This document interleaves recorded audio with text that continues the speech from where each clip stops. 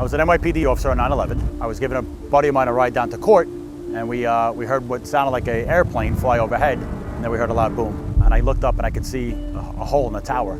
Coming out from underneath the Brooklyn Bridge, we heard the second plane hit. I looked up, I actually had a disposable camera with me, I took some pictures.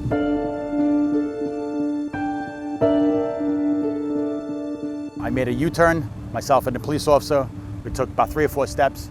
The wind blew our feet out from underneath us. I hit the ground, I came about 6 inches off the ground, and I was a rocket down this corridor. Hit a concrete stanchion, and everything came down on top of us. It was complete silence.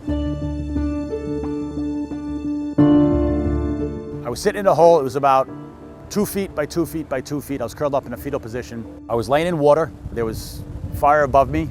I laid in that hole and I was like, I couldn't get out. There was no way to get out of this. So as I was sitting there, I had to be there. It was probably about 5 or 10 minutes of sitting there. I pulled out my off-duty firearm and I contemplated suicide. In the back of my mind, I said, my wife's gonna find me with a bullet in me and she's gonna put another bullet in me. She was pregnant with our first one at the time. And I don't know what made me do it, but I could reach behind me and I realized there was nothing behind me. And I was able to roll into this hole, what I thought was a hole. And then I stood up.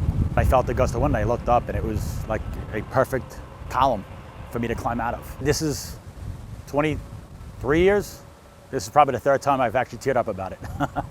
So. What's making you emotional? That I'm here. Survivor's guilt, you know? This obviously is the Twin Towers. You have the Freedom Tower in the background, the thin blue line flag.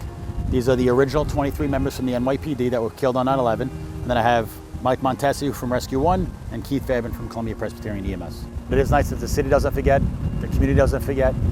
So it's definitely nice, it's heartwarming.